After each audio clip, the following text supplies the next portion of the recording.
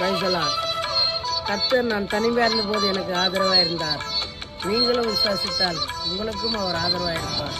ஆமென். தனிமையிலே நான் அழுத போதெல்லாம் ஒரு தாயை போல தேற்றியதை எண்ணி பாடுவேன்.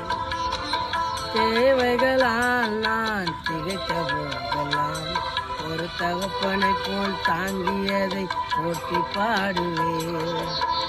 தனிமையிலே நான் அழுத போதெல்லாம் ஒரு தாயை போல தேற்றியதை எண்ணி பாடுவேன்.